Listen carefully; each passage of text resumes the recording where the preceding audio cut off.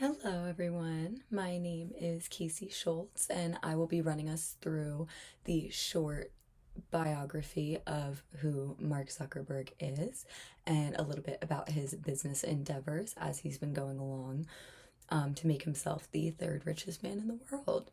He is the CEO of Meta Platforms, formerly known as Facebook. He's the third richest man in the world with a net worth of $246 billion. He created the Facebook in his Harvard dorm room in 2004 and dropped out to pursue the social network. In 2005, Facebook had 5.5 million users, and in 2025, it was noted that Facebook had 3.07 billion users. Mark Zuckerberg now owns 13% stake in the company and is one of the largest shareholders in OpenAI. A little bit about him. He was raised in Dobbs Ferry, New York. His dad is a dentist and his mom is a psychiatrist. He had two siblings and they all lived happily in New York. He was very educated as a child.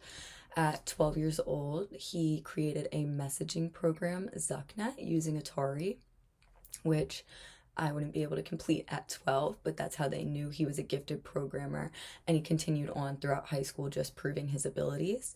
He was accepted into Harvard in 2002, where he was known to be a skilled programmer. He started a program while in Harvard to match names with pictures of classmates called Face Mesh and hacked dorm ID files from the administration of Harvard, which is why a little bit it took off so much. The delinquent or juvenile vibe of the program the students loved because they knew it was behind the school's back.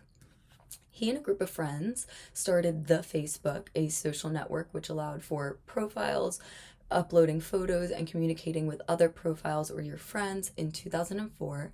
And that is also when Zuckerberg dropped out of Harvard to pursue this social network. Facebook continued on its great journey, and in 2010, the social network, a movie about Zuckerberg's journey making the Facebook and creating one of the most well known social networks that we know today, they created a movie for him.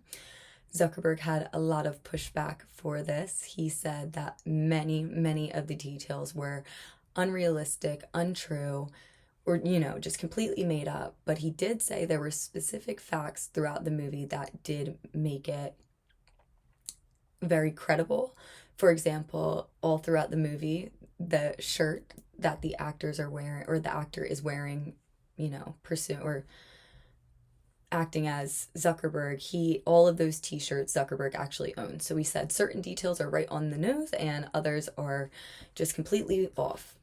In 2012, the company acquired Instagram, which was another huge social media network at the time that was not owned by the metaverse. So in 2012, they acquired Instagram, and also in 2012 they had their IPO, which is an initial public offering, which valued Facebook at $104 billion, which was a record at the time. I'm not sure if it still holds the record, but that was pretty unheard of at the time in 2012. And then in 2 years later, the company bought WhatsApp, which was another social media app where you could communicate with people from, I believe, different countries is what they're best known for. In 2021, the company completely changed its name to Meta. Zuckerberg wanted to start focusing on the metaverse, which is a digital space to socialize, learn, and play. So that is the new Facebook of future. I would say, to best describe it, it is almost as if Facebook is being restarted in 2025. So a lot more updates and advances, but very similar to a social network that is just being transferred on over. A little bit about his personal life. He met his wife, Priscilla Chan, in 2003 at Harvard. They have three daughters together, and they have a huge compound in Hawaii where they stay. In 2015, the couple vowed to donate a majority of their earnings to charity. And together, the couple created the Chan Zuckerberg Initiative to, quote, cure, prevent, and manage all diseases in their children's lifetime. So the couple clearly has a philanthropy background and want to give back a majority of their earnings, which I feel is not very common for the billionaires that are in our world right now. So I think they are a huge they're role models to us business or about to be business owners or managers, in what we can do to give back while also earning. Thank you very much. Hello, everyone. My name is Lily Garrison, and today I will be talking to you about Mark Zuckerberg and his leadership traits. Mark Zuckerberg is a very strong leader who has become very successful throughout the years. His intelligence, self confidence, and his use of low sociability all play a major role in his success. It's not a secret that Mark Zuckerberg's intelligence is a main factor for his success. He not only created his own messaging network called ZuckNet when he was only 12 years old, but he's mainly known for creating the Facebook website, which is now known as Meta. He created Facebook when he was attending Harvard University in 2004 with some of his roommates along with a few of his friends. His ability to create and build these platforms, along with seeing the potential of social networks, demonstrates the strong analytical and technical reasoning skills that we learned from Northhouse. Later, in 2010, Zuckerberg was named Person of the Year by Time magazine. Time magazine stated that this was because he connected more than 500 million people, he created a new system of exchanging information, and he changed how we all live our lives. Zuckerberg transformed how people communicate and engage with one another through the use of social media. Another one of Mark Zuckerberg's leadership traits is his use of low sociability. Zuckerberg doesn't enjoy delegating tasks or managing people. Rather, he likes to be directly involved in decision making. Zuckerberg avoids having direct reports and holding scheduled one-on-one check-ins. He's less focused on the interpersonal aspect, and he's more focused on product vision when it comes to his leadership trait involving sociability. Here I have a quote from Mark Zuckerberg when he had a fireside chat with the Stripe co-founder John Collison. He stated, "I just don't believe in delegating. If you're running the company and you're on the hook for everything, and there's something that's important at whatever level of detail in the organization, I don't get the logic of saying, I'm not going to be involved in that." The last leadership trait that I'm going to discuss that Mark Zuckerberg demonstrates is self-confidence. Zuckerberg shows a high degree in confidence when it comes to vision for the company, along with the decisions he makes. One example of this is his hands-on approach. Zuckerberg stays closely involved with product development and decision making. Although CEOs don't generally use a hands-on approach, he's very confident that this is the best way to have success in an organization. Zuckerberg has consistently proved that he trusts his vision and he continues to be successful. Hello, my name is Luke Carlton, and I'll be discussing Mark Zuckerberg's leadership philosophy, leadership styles, and those styles in practice. When analyzing Mark Zuckerberg's leadership style, what stands out most is his ability to combine big picture vision with a hands-on approach. Clearly a visionary leader, Zuckerberg's long-standing goal of connecting the world and his recent push toward building the metaverse both show that he's not afraid to think decades ahead.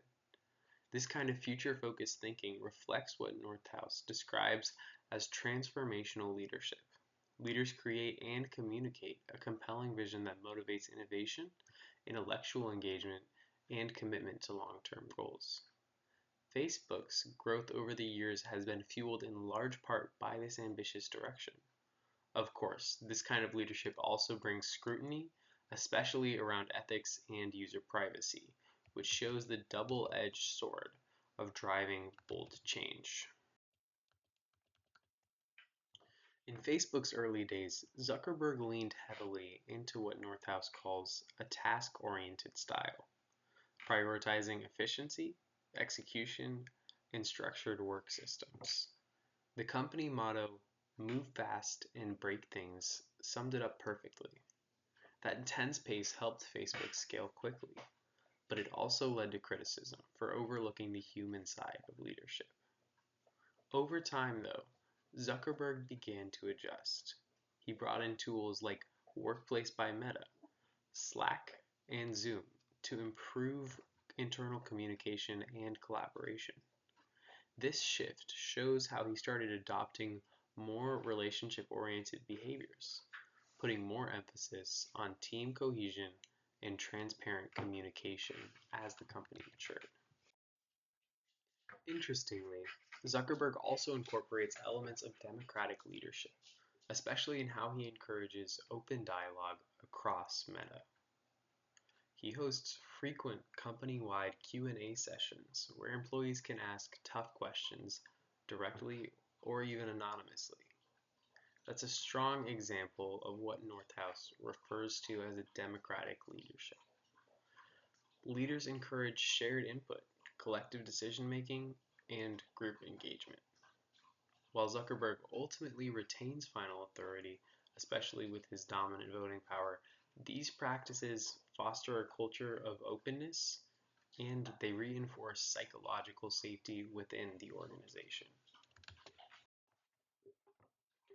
Finally, Zuckerberg's approach aligns well with what Northouse identifies as situational leadership. That is, adjusting leadership behaviors based on the readiness and needs of followers. In Facebook's startup phase, he led with a directive, hands-on style. As the company matured, he shifted to a more delegative and strategic role, bringing in seasoned executives to handle operational areas. Still, some critics argue he maintained too much centralized power, particularly as Zuckerberg is both CEO and board chair of Meta. This raises an important leadership question. When does centralized vision cross the line into excessive control?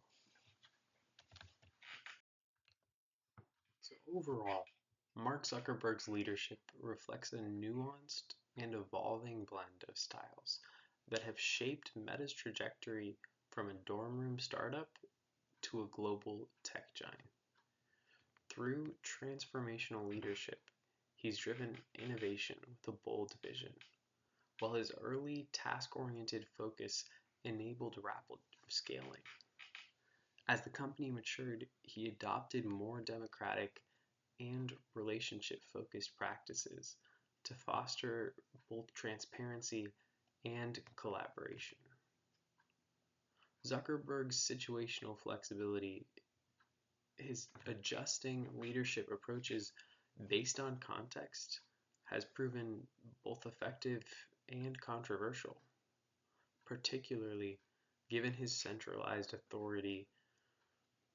Ultimately, Zuckerberg's leadership story illustrates the balance required between vision, adaptability, and shared governance in leading at scale in today's digital world.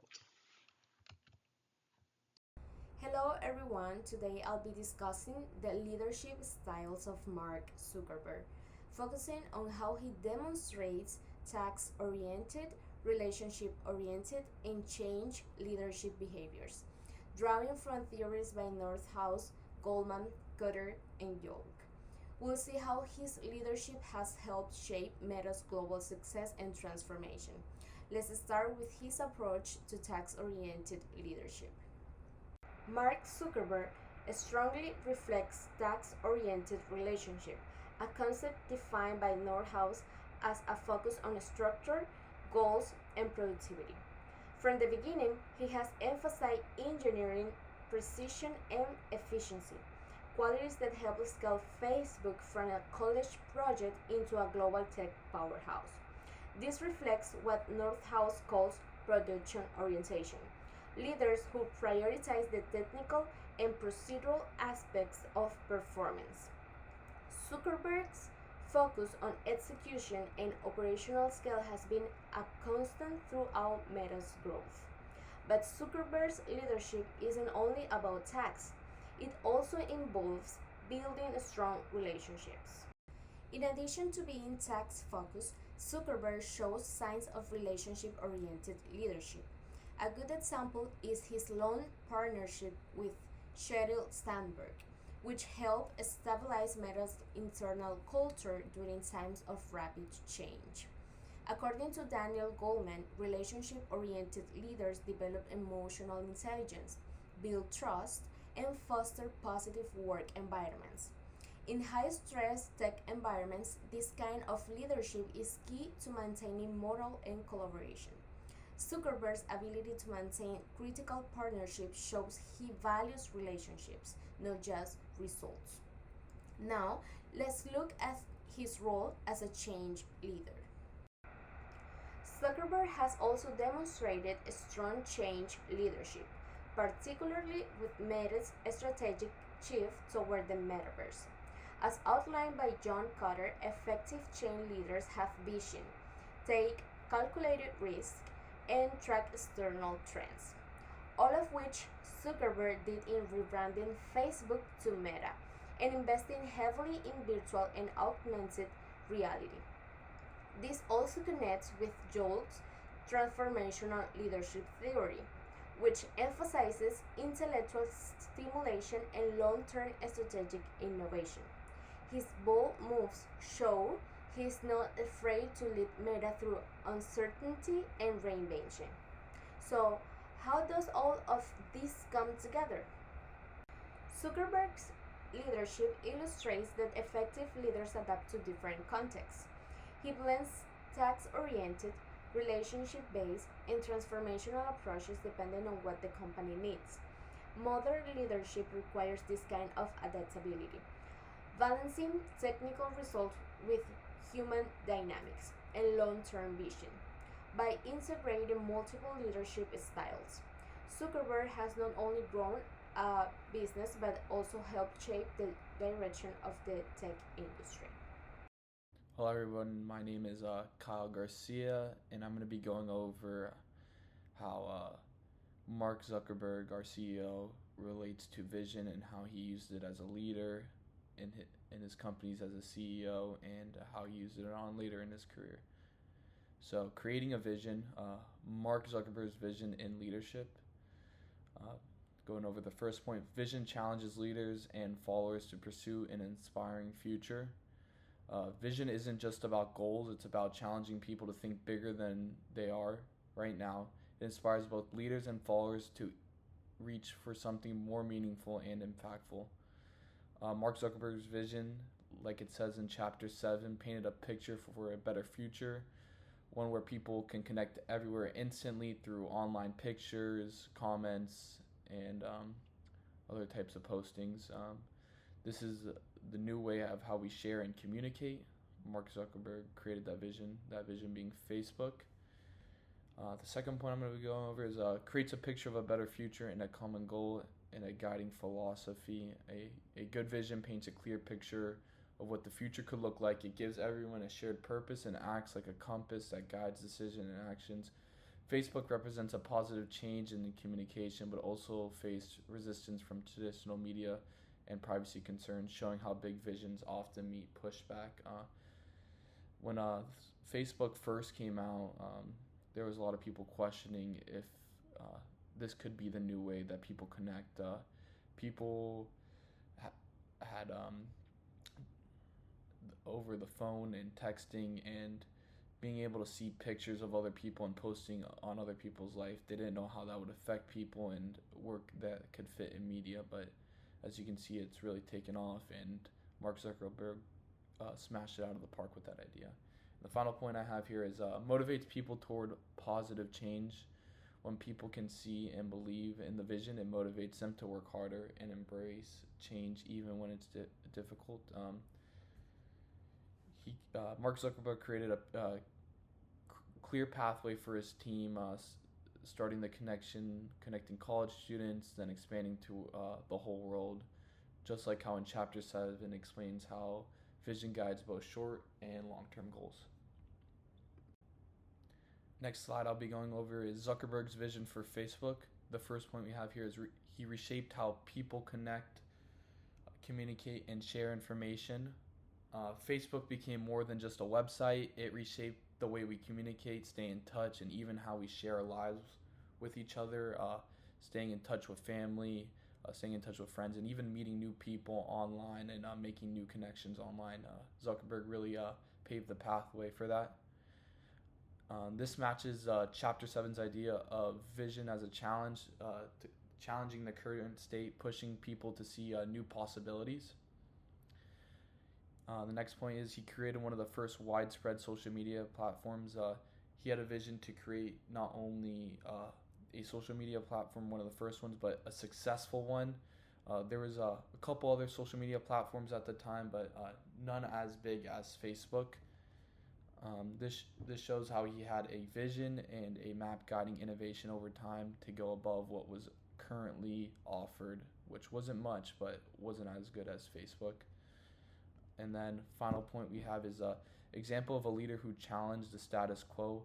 Zuckerberg just didn't want to accept how people interacted online at that current time. He questioned it and created something entirely new, which is exactly what a visionary leader should do. This is an example of a leader who challenged the status quo, directly tied to one of the chapter's definitions of vision, a worthwhile cause that transcends the ordinary. The last slide I'll be going over is vision of expansion, as a great leader should do. Have a long-term vision, or maybe an adapting, changing vision as new opportunities are presented to them. Mark Zuckerberg is a great example of that. He expanded his vision of Facebook and turned it into Meta, which is a social media platform turned into a social technology.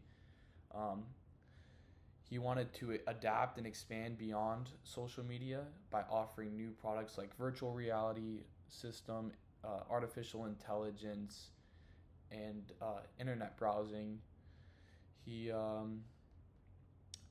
got a lot of pushback from this at the time. A lot of people were questioning why would he change such a great idea of being Facebook and keep adapting it over time. But this is a great way how a leader should change and keep adapting with the time so you don't stay stationary. This evolution shows how that visionary leaders keep adapting, evolving, and pushing boundaries even when it's not what other people think they should do.